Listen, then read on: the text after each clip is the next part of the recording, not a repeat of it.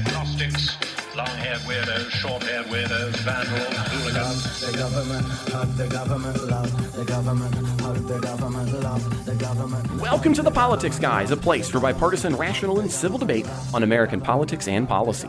I'm Trey Orndorff, a political scientist at Oklahoma Christian University, and I'm joined by the professor of law at Chase Law School, Ken Katkin.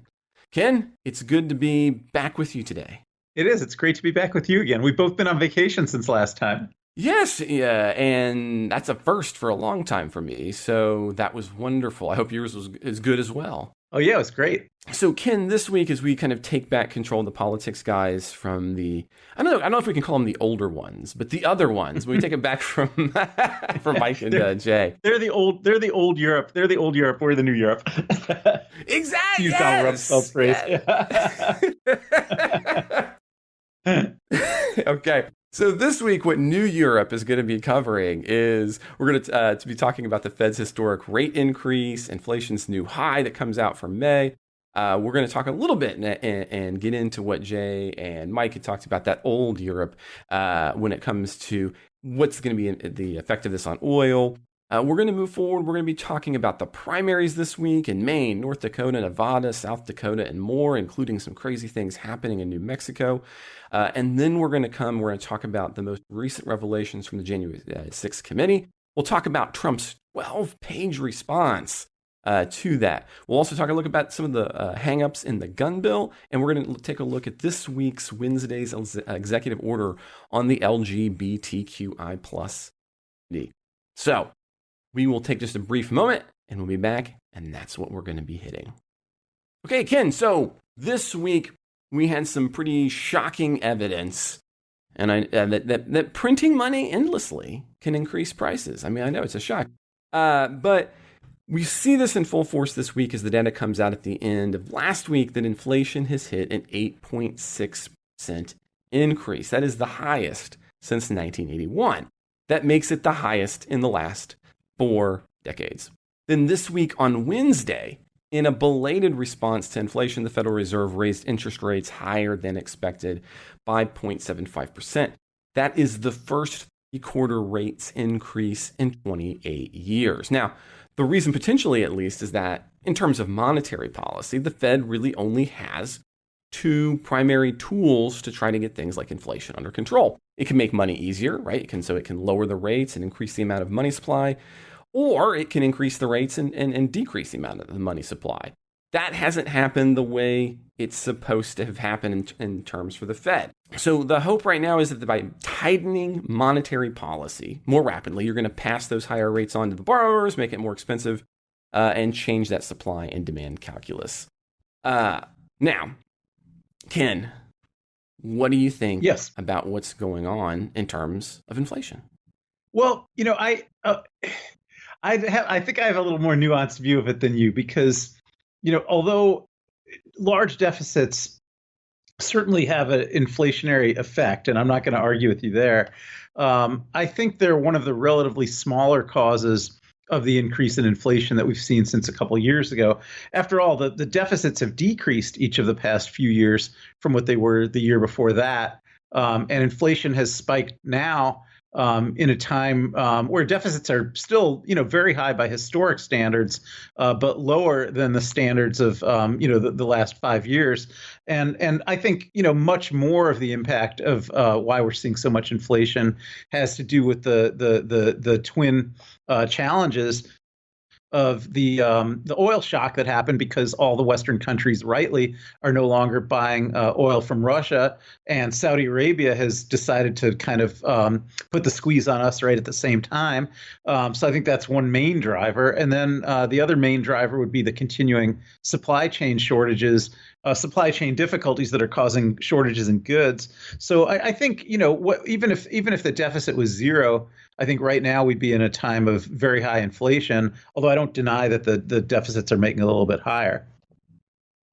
What about, though, on the front, and that's kind of what I was getting there a little bit, at this idea that it has nothing to do with the increased amount of, in this case, not the deficit spending, but the way in which we had spending occur, right? You're putting additional money into everybody's pocket, which creates an increased monetary supply of the money.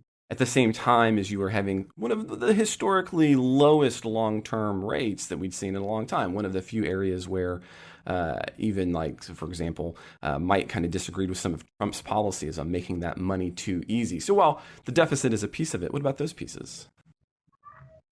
Well, I don't think there is such an increased monetary supply compared to other recent years. So, I mean, the increase in the monetary supply, to some extent, can be measured by the deficit. Now, I know there's that's really the fiscal component of it, and there's fiscal and monetary components of it. But the fiscal component of it, the annual deficits right now are running between 1 million, I got to look at what units these are in. I'm looking at all the deficits. So these are between 1 trillion and 1.1 trillion a year. So as recently as 2009, 2010, 2011, they were running between 1.3 trillion and 1.5 trillion a year, and we were actually in a period of deflation then. So if you think about the deficit, which is fiscal, as being the amount where we're essentially printing money, and our government's printing money and spending it without generating it in taxes. The period that we're in right now is we're doing about 20-30% less of that than we were doing a decade ago, and it never caused any inflation a decade ago. And this is in a enormous economy. The United States GDP is enormous, and these deficits really are relatively small compared to the overall size of GDP. So again, I hear you coming back to the deficit side. So what do you think about the Fed's monetary policy to raise the interest rates? I know that earlier in the year, when we had talked about this, you had seen, it's going to be under control. It's not going to be a big deal. And as a matter of fact, one of the arguments there was like, look, and even if in the short term inflation is high, people are going to be making so much money, it's not going to really matter. So talking to that some too as well. Okay, yeah. Well, I mean, as you recall, we did have that discussion. I had faith in the Fed's ability to raise the interest rates as needed if inflation got out of control, and I think that's actually what we just saw this week. So, if you look at, okay, inflation's too high right now, so the Fed just gave us a record high increase. It's a little bit early to tell. I'm not sure if you're already deeming that a failure, but I'd say if you are, I'd say it's a little bit early to call that a failure. That just happened a couple days ago, it probably will do something, and if it doesn't do enough, they'll raise it again. So I think, I certainly would agree with you that there was a need right now to raise interest rates. And in fact, I was only expecting them to raise it by another half point. The fact that they raised it by 3/4 of a point, which, as you said, is extraordinarily high, that's very strong medicine, stronger than I would have predicted would happen. But I think that should probably just give everybody more faith that the Fed is willing to use the tools that it has to balance the need to bring inflation under control with the need to not cause a recession. And so they're moving forward with deliberation and carefully, but in the direction that's needed. Yeah, no. So in response to your question, no, I wasn't trying to argue that I wasn't really trying to argue much of anything yet. That the Federal Reserve, that the Federal Reserve, was too late to the game in that sense, but rather maybe that it had not really, in fact, recognized what was taking place, right? So, I mean, now are we doing the proper thing? Yes, but as you're talking about the deficit side spending, and as you rightfully note on that being the kind of the fiscal side of the house, one of the other pieces that I was trying to kind of get at here was to say that could it be the injection of additional funds into the economy at the end of the Trump years, the beginning, only one time with Biden, in the way that we had direct cash payments in a combination with historically easy monetary policy that had hovered around, effectively zero. Yeah, but we had both the near zero interest rates for a decade, and we actually had deficits, big deficits for pretty much that whole decade. They were down a little bit in 2014, 2015, but they were very high from the beginning of the financial crisis in 2009, up through 2013, and then they went very high again in 2017, 2018, 2019, 2020, the Trump years. So we had, deficits very high for most of those years. We had interest rates zero for most of those years, and we had no inflation at all until we had the as I say, the combination of the supply chain crisis caused by COVID and the Ukraine war and the oil boycotts and the fiscal programs that you're talking about. So I just can't see. I might be repeating myself, but I can't see how it's fair to blame all the inflation only on the deficits or the interest rates, when those are actually the things that we've had for more than a decade. And what's new is the oil shocks and the supply chain problems. No, now, I mean, I think one of the areas where the two of us do, I mean, we always have a lot of agreement here. Yeah, I mean, Biden, we have a smaller deficit today. So again, I'm not trying to suggest that there is a direct correlation between the fiscal deficit in a particular year and your inflation rates, or that, as you rightfully note, you have external factors here that can be part of the explanation for why you have these ups and downs, not just the deficit. Just to be clear, the deficit's not my bugaboo in this one. Right. Yeah. So I think we probably do both agree, because I also agree that the policies that you're talking about, the very low interest rates combined with the big social spending, I also agree with you that does create inflationary pressure. But what I'm saying is, if we're looking at, right now, the inflation rates are around 8%, which are really, very high. I'm just saying I probably wouldn't attribute more than a couple of percents of that to the fiscal policies. And I would say that the bigger pieces of that are coming from the other factors. Yeah, and it's 8 points. It's 8.6. So yeah, that's now tied into this. Last week, Jay and Mike had talked about, well, on the left, there's a lot of, I don't know. One of the things is always, it's always curious which side of the spectrum is kind of having the loudest voices. But on the left, we have a big conversation about, well, really the inflationary problems are part of kind of sometimes called greedflation. And on the show last week, the host took a look and talked a little bit about, well, what could it mean in terms of oil specifically? Now, this week, Ken, Biden weighed into this issue of the intersection of oil companies and gas prices and inflation in a letter he sent out on Wednesday. And he said, quote, "At a time of war, refinery profit margins well above normal being passed directly on the American families is not acceptable," end quote. And so it seems like one of the big attacks on the left is to say, well, a big component of what the two of us have been talking about here, inflation, really comes from greedy corporations or greedy oil companies. What do you say about that and that particular framing? Yeah, I think Biden's half right, not entirely right. I don't criticize the oil companies for raising the prices, which I think may be implicit in what Biden was saying. But I think that under ideas that are as old as Adam Smith about how a free market works, if you've got an excess of demand over supply, or if you've got a sharp reduction in supply because of something like the Russia embargo, but just as much demand as before, then the price mechanism is going to mean that the price is going to have to float upwards as a way of rationing that scarce supply.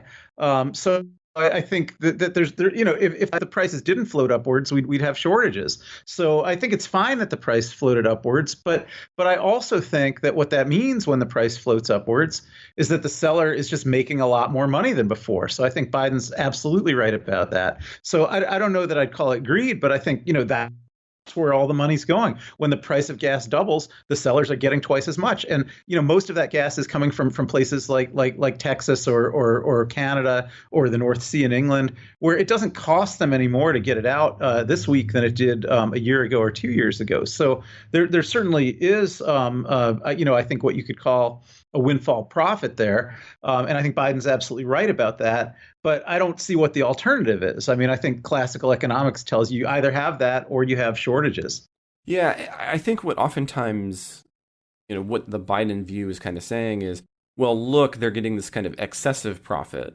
In general terms, though, if you don't have the weird structural issues, like, so for example, you're not boycotting Russian oil, what this would mean is that these signals of higher prices are generally signs of, well, it's time to invest more money in this, right? Which then leads to an increase in production and therefore a balancing between that. So if the price comes up rapidly enough, you'll see it flow back down as a result of expanding business. But in this case, these profits aren't things where businesses necessarily want to expand because they're not even sure what that baseline is going to be. If you think back, oil companies, oil was trading negative value during the pandemic.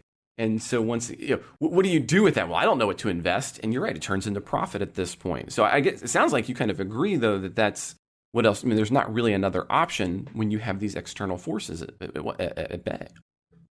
Yeah, I think there's not. I mean, I think I don't really fault the oil companies either for raising their prices because there's an excess of demand over supply, nor do I fault them for not putting enormous new investment into new oil production. I think they are putting some investment into things like new use of fracking and shale oil to get different kinds of sources of oil, and the American Intermountain West, the Dakotas and places like that are probably benefiting from that right now. That there's when the oil barrel price gets high enough, it becomes economic to smash up rocks to get oil. Right. So I think there is a little bit of that going on. Certainly, car companies are trying as best they can to put out more hybrid cars and fully electric cars, although they've got supply chain problems in getting the computer chips to do that. So I think there is adjustment at the margins of the type that you just talked about, where businesses that can are reacting to the shifts in demand to meet it in different ways, either through cars that burn less oil, through solar panel companies are doing well, putting panels on houses and buildings and things, and different sources of oil are coming on the market. But when you have a sudden shift in supply or sudden shift in demand, then in a free market system, you're going to have adjustments in price. I would also say, and I think I said this to you in an email, but I'll say it to our listeners, I still think the price is extremely low. I mean, I just was on. We mentioned we were both on vacation. I was on vacation in northern Michigan, about 500 miles from where I live in Cincinnati, and I do drive a hybrid gas electric car. But I put at the new price, which is like $5.25 a gallon, the highest I've probably ever paid. I filled up my tank for about $60, and my wife and I were able to drive 500 miles from northern Michigan back home to Cincinnati. Now, $60 to bring two people 500 miles. I hardly find that something to cry about. I mean, we might have spent that much, just on dinner, at a restaurant. And, I think it's just a much better deal to get to travel that far and that kind of money. So it doesn't really seem to me like gas prices are crazy high when you actually consider what you get for that money. Well, I mean, I think there's both truth and problematics in what you're saying. I mean, on the true side, I mean, of course, it's phenomenal. I mean, the ability of technology to deliver us around is incredible. And as you know, for your car, what kind of hybrid electric? I mean, I know you said you have. It's a Toyota Camry. I got a Toyota Camry. Like, what is it? I got a Toyota Camry. Yeah, hybrid Toyota Camry. I'm always curious in people's choices on that front, but so yeah, I don't know. Because, well, anyway.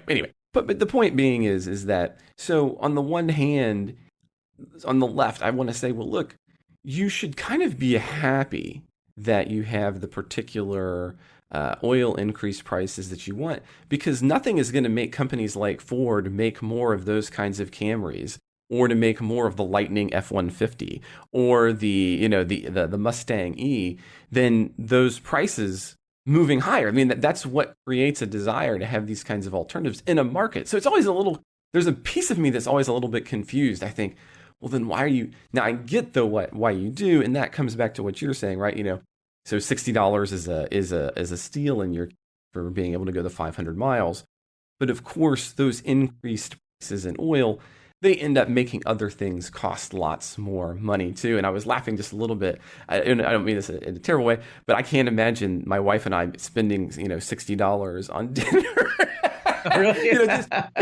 No, for the two of us, with my children maybe, but and I think sometimes it can be easy to see who gets priced in and out of those things in markets. Just a thought there. So two thoughts there, maybe, I don't know.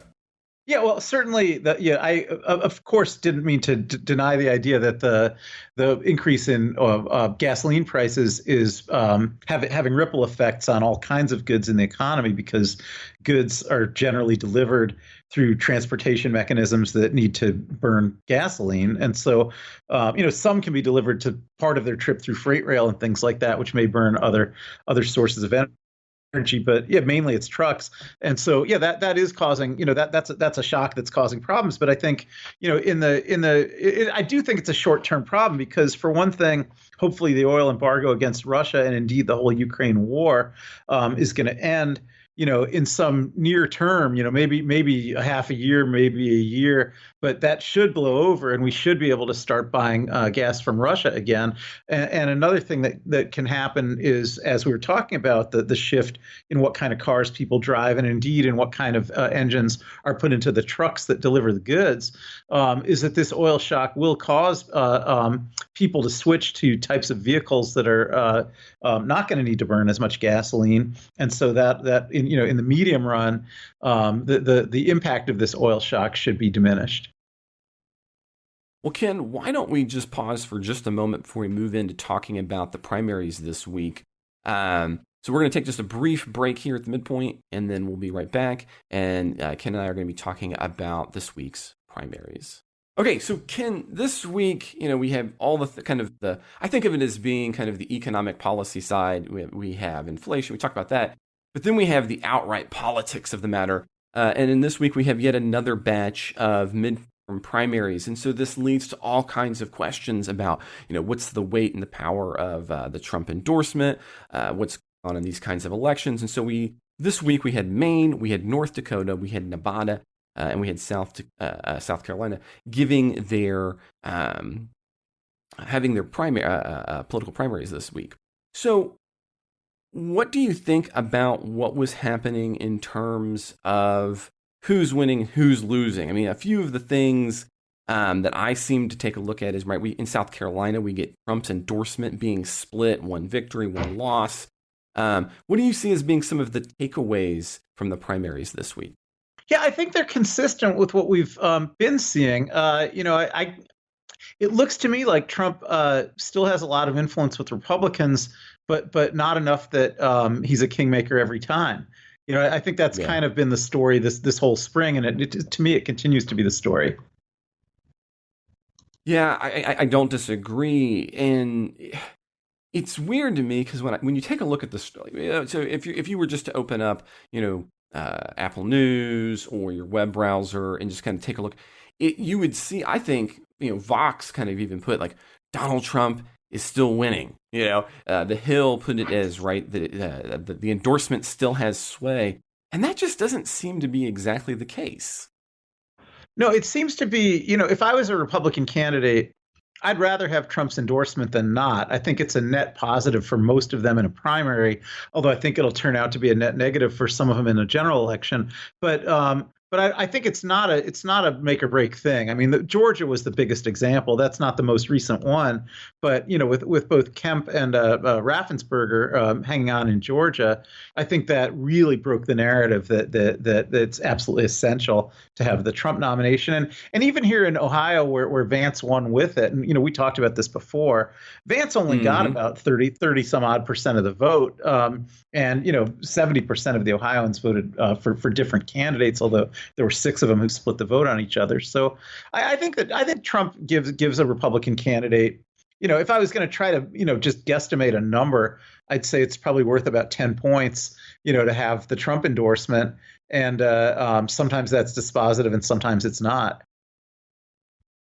Yeah. Now, what do you think about one of the ones that I took away was not so much the Trump, as we've kind of, and you rightfully pointed out, we've already talked about a lot, but the attachment to the 2020 election lie narrative, right?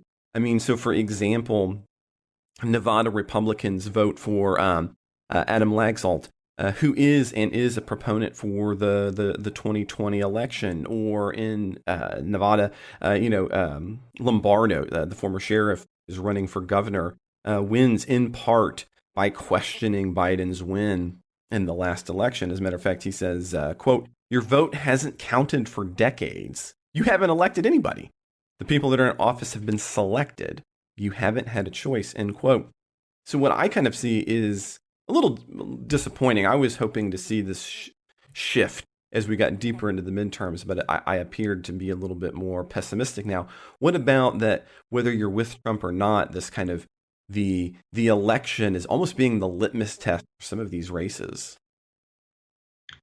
Yeah, well, we've only seen primaries so far. We haven't seen the general, and so I think the primaries. I think you and I probably both just agreed that these kind of candidates that I think both of us would prefer to see losing are actually sometimes given a benefit by their affiliation with Trump, and sometimes even a benefit by their affiliation with the big lie. But that probably will become a liability in the general elections. And so I think the verdict's still out on what this is all going to mean, because if some of these sort of mainstream or establishment Republicans are losing their primaries to rabid Trumpers who are propagating the big lie as their main campaign issue, I do think a lot of those people are going to have a harder time hanging on in a general election in a lot of closer states, right? If we're talking about Ohio, Pennsylvania, Wisconsin, Michigan, Virginia, those kind of states, I don't think the big lie candidates taking a nomination means that they're going to take a general election. Yeah, and me, I guess in this case, I want to agree with you. But yet I am just not yet to the point. I think one of the things that concerns me, and this sometimes I can be the positive spin when Micah and I are on the show together. He can kind of get negative on the media side and people's ability to understand and learn things. But I think when I hear your argument, it seems what you have to hope is that there's still a large enough proponent of Republicans and a large enough we'll call them loose connectors to the party who aren't going to also fall into that category of the election being stolen. So, I mean, obviously you think that's the direction it's headed, but well, convince me. I want to qualify. Yeah, let me qualify it rather than convincing you. I'm only saying that about close states. I actually think in the states that are definitely going to go Republican, I think a lot of these Trumpers who are running on the big lie are going to win in the general election. I do think that, but yeah. I just think it's only really in states that are highly contestable, where you don't need there to be a lot of moderate Republicans or Republican independents.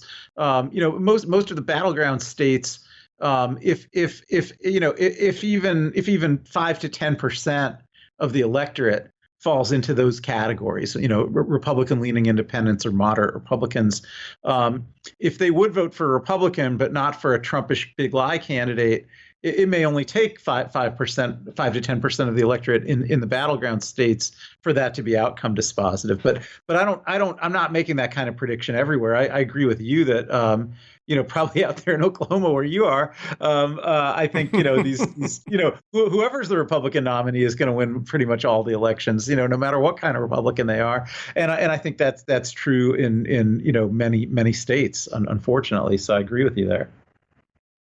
No, I have some ins into that, and yeah, for sure. Now, so I mean, that's obviously those were some of the things that I had seen as being some of the trends. Do you see any other trends overall, or is it still, like you had said at the very outset of talking about this, well, kind of still the same analysis that we've had in the past? Yeah, I mean, one primary I can't wait to see what happens is the Wyoming House primary, because clearly most Wyoming Republicans are probably going to vote against Liz Cheney, but Wyoming does allow crossover voting in primaries, and it is possible that enough Democrats and independents in Wyoming will choose to vote a Republican primary ballot, which they're allowed to do without even changing parties, that Liz Cheney may hang on. And I think it's also conceivable, although probably less likely, that if she loses the Republican primary, she would still run as an independent in the general.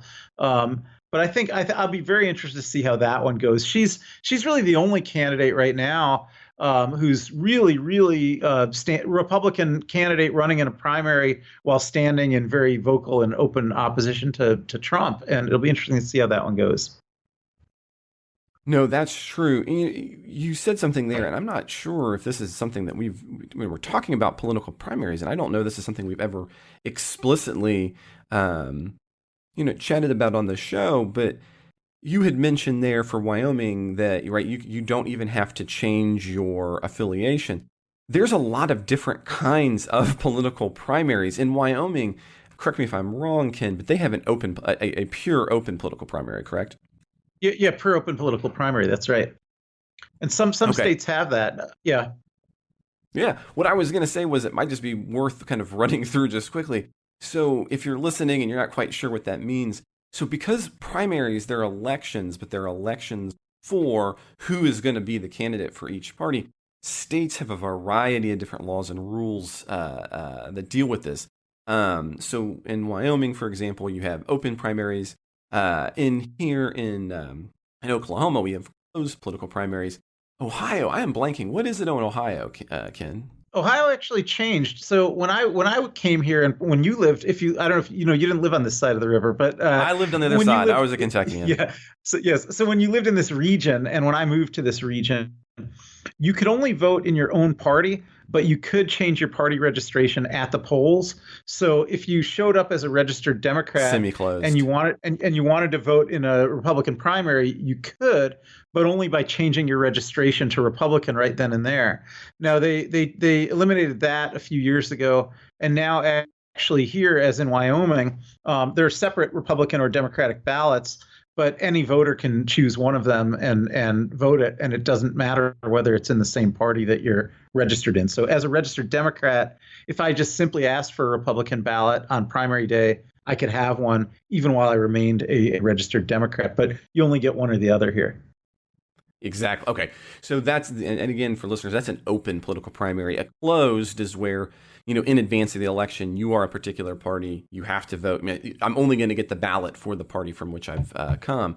Now, I had forgotten about Ohio, Ken, having been semi-closed. So in a semi-closed, that's exactly what you had described, in which you can change, but it's a public, you're actually changing your registration so that you can do it.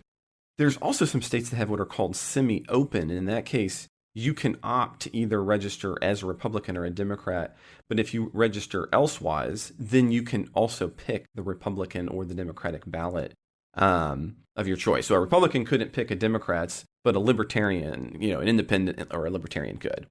The jungle primary. A few have the jungle primary where that's what I was going to say. Jungle or blanket. Okay, you tell it that.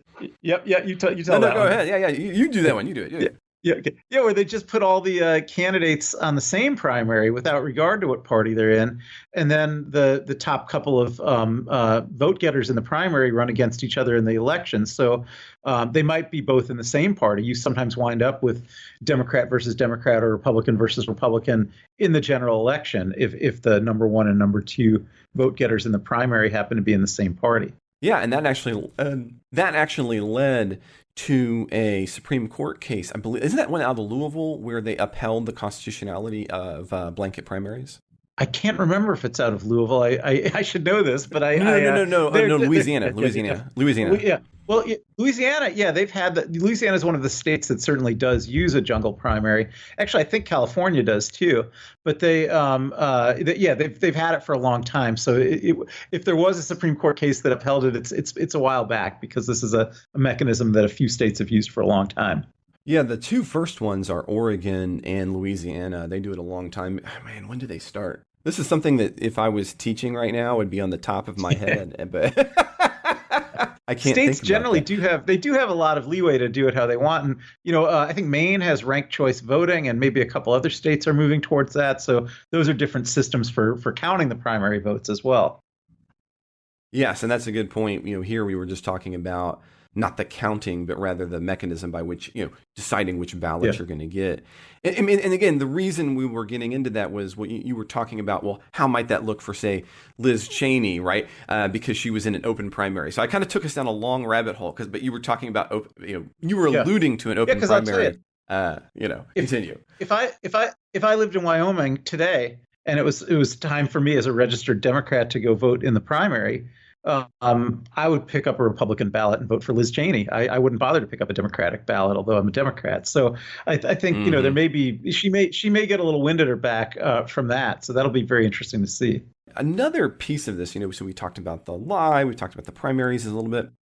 One other, it's not earth-shattering, but it is indicative of both the election and some of our concerns about it, is what has happened in New Mexico. So in New Mexico, Ken, this past week, basically we have a county commissioner, Coy Griffin. He is the founder, this might tell you a lot about him, he is the founder of Cowboys for Trump, and more importantly, he is convicted, or is being convicted currently, for his part in the January 6th attack. Now, why is this joker coming into the news cycle this week? Well, it's because he and his commission have refused to certify the electoral votes that have come inside of their area. So this has led the New Mexico Supreme Court to basically say, look, the commission, you guys have got until Friday to certify the electoral count. Unfortunately, Corley has not, he won't, arguing that there was a hacking and a fraud, just like there always has been going a long time back. As of our time of recording this on Friday, as a matter of fact, he has refused to certify the primary results, which, since he has a midnight deadline today, means that he's probably not going to do it. His only response has been this, quote, "Why have a commission if we just get overridden by the court system," end quote. What do you think about that as a legal scholar? Well, I suppose you have a commission that is supposed to follow the law, and then they won't get overridden by the court system. But I think I am the law, Ken. I noticed, I am. Yeah, I am the law. Yeah, in fact, along those lines, Trey, I looked at the Washington Post article about this, and there was one quote in there that he gave to the Washington Post that really caught my eye. This guy, Coy Griffin, said to the Washington Post, "I tell people my oath is to the people I represent. I did not take an oath to the state of New Mexico or their election laws." So he's literally saying he's above the law, that he's not going to follow. He doesn't care what the election laws are, or even doesn't owe any duty to the state of New Mexico at all. I don't know how someone gets to be an officer, even at the county level, without taking an oath to support the laws and the Constitution of the state that they're an officer of, but he claims he didn't.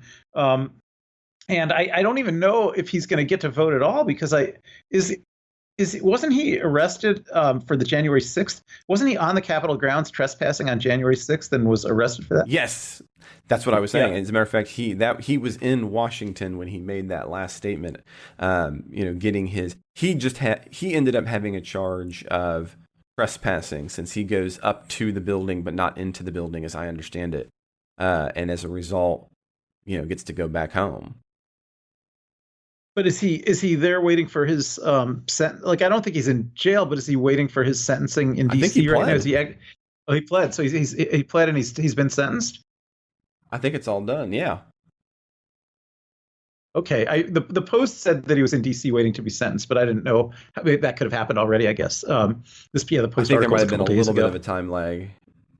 Yeah. So yeah, my prediction of what will happen here is that the Supreme Court of New Mexico will ultimately certify the election, just on the grounds that it would have inherent authority to do that if this commission keeps refusing to do it, or maybe that it would recognize the validity of the Secretary of State's certification of the county election. I think if it doesn't go that route, then probably the only other route, which seems to me to be a little less palatable, would be for the if they conclude that only the county board could certify the election, then they're going to have to hold these county board members in contempt and put them in jail until they do. But I just feel like that seems like more problematic to me than the Secretary of State simply claiming that she can certify the election and then the court approving that.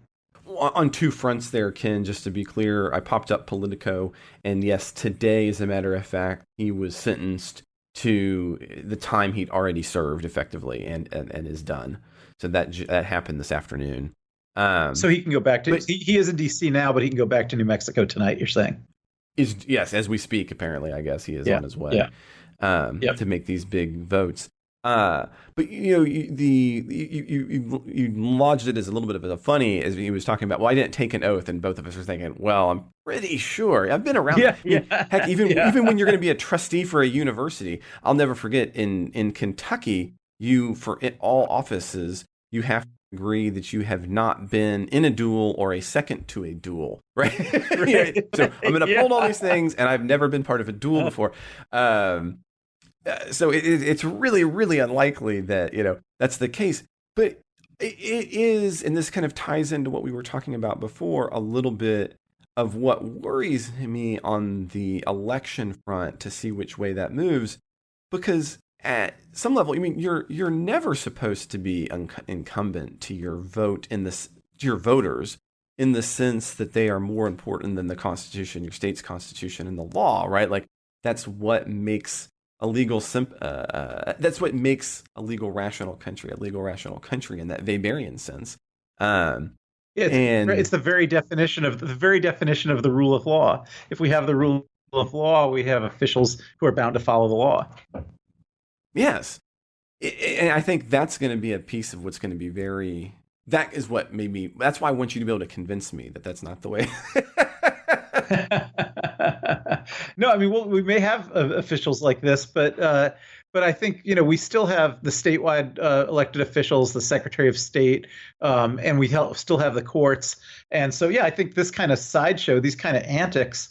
I'm sure this is not the last we've seen of this kind of thing, but we can only hope it doesn't do too much damage to the democracy. Well, that's the good thing about having a interconnected federal system. Put a plug in for that, right? To have some balances on those things. Okay. Well, Ken, I think we're going to need to pause here and end the ad-supported preview of the Politics Guys. So Ken and I, we're going to be continuing to record as this gets done. And if you would like to join us in that, you can, but you just need to become a supporter of the Politics Guys. That's what makes this show possible. So if you'd like to listen to the rest of the show, there are other benefits to being a supporter of the show as well. So for example, you can connect with us on Discord and other ways. So if you want to become a member, listen to the rest of the show, you can head to patreon.com/politicsguys, or you can head to politicsguys.com/support. We're also on Venmo at Politics Guys. So if you want to listen to the rest of the show, get a lot of great other items as well, all you got to do is head to patreon.com/politicsguys or politics.com/support.